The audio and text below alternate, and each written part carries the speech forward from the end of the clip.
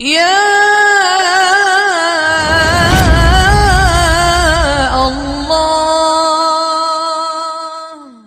اللہ نے دنیا کی عورت کو بنایا مٹی سے اور جنت کی عورت کو بنایا مشک اور زعفران سے۔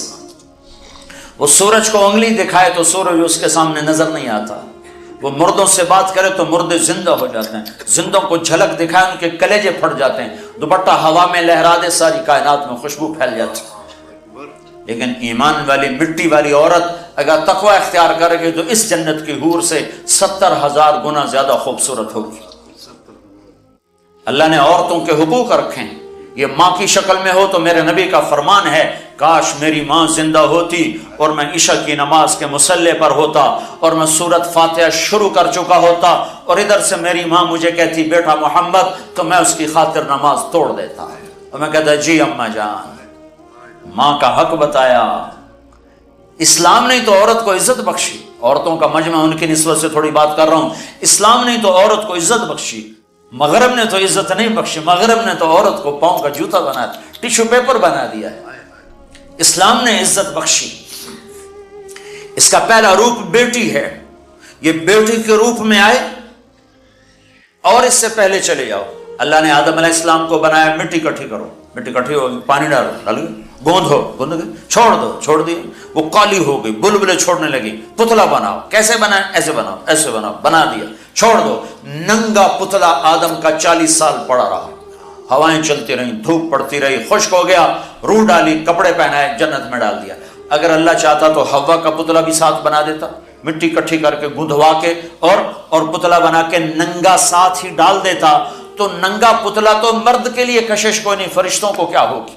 اور بے پردگی تھی کوئی نہیں کہ تھا ہی کوئی نہیں، بے پردگی کس سے تھی؟ تھا ہی کوئی نہیں، تو دونوں پتلے ساتھ ساتھ بنتے، آدم کا بھی حوا کا بھی، دونوں ننگے ہوتے، پھر دونوں میں روح ڈالتا، پھر دونوں کو کپڑے پہناتا، پھر دونوں کو جنت میں ڈالتا۔ نا نا نا نا، ایک تو انتظار کروایا، انتظار کروا کے چیز عطا فرمائی اللہ نے کہ بڑی چیز کو ایویں نہیں دیا جاتا، کچھ تھوڑا سا مشقت میں ڈال کے دیا جاتا ہے۔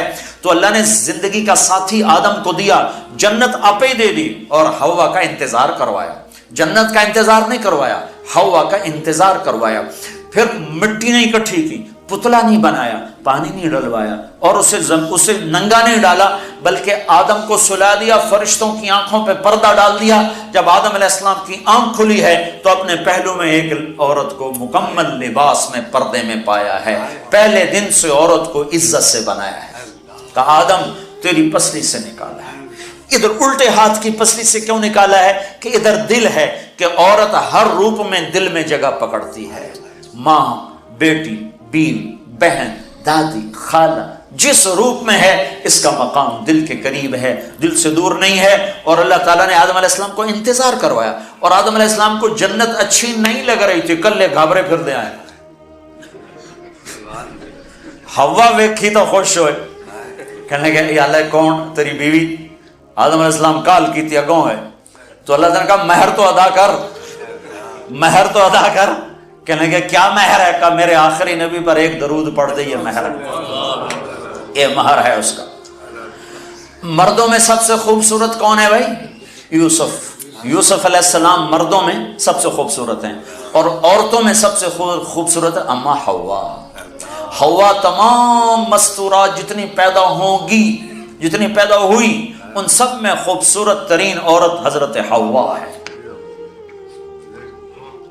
پہلے دن عزت سے پیدا کیا، پردوں میں بٹھا کے پیدا کیا، اور بیوی بنا کے ساتھ رکھا، اور حقوق رکھے۔ اگر بیٹی پیدا ہو تو میرا نبی فرماتا ہے 3 بیٹیوں کی شادی کر دو تو جنت واجب ہو گئی، 10 بیٹوں کی شادی کرو تو جنت واجب کوئی نہیں، 3 بیٹیوں کی شادی کرو تو جنت واجب ہو گئی۔ تو ایک صحابی نے پوچھا یا رسول اللہ 3 نہ ہو 2 ہوں؟ تو کہا 2 کی شادی کرو تو جنت۔ ایک نے کہا یا رسول اللہ اگر 2 نہ ہو، ایک ہی بیٹی ہو اور آگے کوئی سلسلہ بھی نہ ہو، تو آپ نے کہا 1 بیٹی کی شادی کر دو تو جنت واجب۔ یہی بہن بن جاتی ہے، بیٹی سے بہن بنتی ہے، بھائی آتا ہے۔ تو میرے نبی نے فرمایا جس کو اللہ نے 2 بہنیں عطا فرمائیں، 2 بہنیں، اور انہوں نے اس کا حق ادا کیا، حق ادا کیا، حق، کہ بھائی بہنوں کا حق مار جاتے ہیں، ماں باپ کی وراثت میں سے بہنوں کو نہیں دیتے. یہ ایسے ہی حرام ہے جیسے شراب بیچنا حرام ہے، جیسے سود کھانا حرام ہے، ایسے ہی بہنوں کا حق کھا جانا ایسے ہی حرام ہے جیسے چوری حرام ہے. یہ بہنوں کا چور ہے، اس کی چوری کی جس کے ساتھ مل کے ایک چھاتی کا دودھ پیا، ایک تھالی پیالی میں کھایا اور پیا، ایک چھت تلے جس کے ساتھ زندگی گزاری، یہ اس کی چوری کر گیا ہے. جس نے اپنی بہنوں کا حق مارا اس کا رزق حرام ہو گیا. تو میرے نبی نے فرمایا جس نے بہنوں کو حصہ دیا، جس کو اللہ نے 2 بہنیں دی، اس نے بہنوں کا حق دیا اور شادی کے بعد بھی ان کے سر پہ ہاتھ رکھا تو اس پہ جنت واجب ہو گئی. پھر یہ بیٹی سے بہن، بہن سے بیوی. پھر میرے نبی نے فرمایا بہترین مسلمان وہ ہے جو بیوی کے ساتھ اچھا سلوک کرے. اور میرے نبی نے فرمایا جو یہ چاہے اس لوگ کا مسلمان کہ وہ جنت میں میرے گھر کے قریب گھر بنا لے تو وہ 2 کام کرے، ایک اپنے اخلاق اچھے کرے، ایک اپنی بیوی سے اچھا سلوک کرے، تو اس کا گھر میرے گھر کے قریب ہو جائے گا. تہجد پڑھے، جہاد کرے، تبلیغ کرے، ذکر کرے، مراقبہ کرے، یہ نہیں فرمایا. کہ وہ 2 کام کرے، ایک اخلاق اچھے کرے، ایک بیوی سے اچھا سلوک کرے. یہ بیوی سے اچھا سلوک بھی تو اخلاق میں آتا ہے، اس کو الگ کیوں کہا ہے؟ کہ بہت سے لوگ باہر بڑے اخلاق والے ہوتے ہیں اور گھر میں بیویوں کے ساتھ بڑے بدتمیز ہوتے ہیں. اور ہمارے ذمہ داروں میں عام ہے یہ حدیث، ایسے میں آنکھوں سے دیکھ رہا ہوں کہ میرا سارا خاندان، میرا معاشرہ جو ذمہ دار معاشرہ ہے وہ باہر ڈیرے دار ہیں، ذمہ دار ہیں اور بڑے سخی ہیں، بڑے مہمان نواز ہیں، لیکن گھر میں اتنے ہی بدتمیز ہیں. بیویوں سے ایسے سلوک کرتے ہیں جیسے نوکرانیاں، بیویوں کے ماں باپ کو ایسے گالیاں نکالتے ہیں جیسے انہیں گالی دینا ثواب کا کام ہے.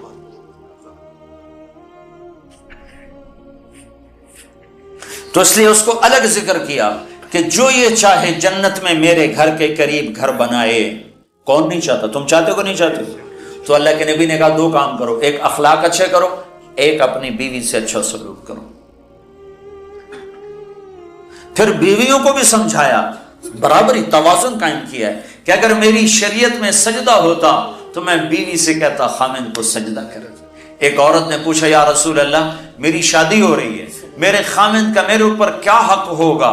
تو آپ نے فرمایا تیرے خامند کے جسم پہ پھوڑے پڑ جائیں، پھوڑے نکل آئیں اور پھوڑوں میں پیپ پڑ جائے اور تو زبان سے چاٹ چاٹ کے اس کے زخم صاف کرے تو بھی تو نے خامند کا حق ادا نہیں کیا.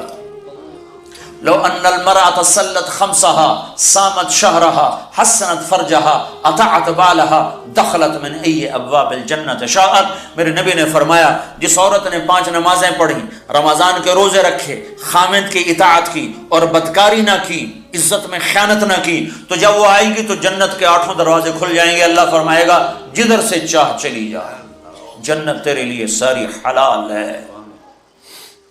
یہی عورت ماں کے روپ میں تبدیل ہو جائے تو میرے نبی نے فرمایا کاش میری ماں ہوتی اور میں عشاء کی نماز کے مصلی پر ہوتا اور میں سورۃ فاتحہ شروع کر چکا ہوتا اور ادھر سے میرے گھر کا دروازہ کھلتا اور میری ماں کہتی بیٹا محمد، تو میں اس کی خاطر نماز توڑ دیتا. میں کہتا اماں جی حکم، میں پھر پڑھوں گا. آپ نے فرمایا میں جنت میں گیا تو میں نے قرآن کی تلاوت سنی. میں نے پوچھا یہ کون تلاوت کر رہا ہے؟ مجھے کہا گیا یا رسول اللہ یہ حارثہ بن نعمان ہیں. میں نے کہا حارثہ؟ وہ تو مدینے میں بیٹھا ہے، ابھی مرا تو نہیں ہے کہ جنت میں اس کی تلاوت گونجے. تو ان فرشتوں نے کہا یا رسول اللہ ماں کی ایسی خدمت کی ہے کہ اللہ نے خوش ہو کر حکم دیا ہے حارثہ جب قرآن پڑھے ساری جنت کو سناؤ. کذالکم البر، کذالکم البر. میرے نبی نے کہا ماں باپ کی خدمت یہی ہوتی ہے، یہی ہوتی ہے. صرف نماز روزے کا نام اسلام نہیں ہے، اور بھی دکھ ہیں زمانے میں محبت کے سوا، راحتیں اور بھی ہیں وصل کی راحت کے سوا. اخلاق کا بہت بڑا باب ہے جس کو امت نے بھلا کے رکھ دیا. انسانی حقوق تو پائمال ہو گئے، تباہ ہو گئے. یہ ماں ہے، ماں ہے. ہر روپ میں عورت معزز اور محترم ہے.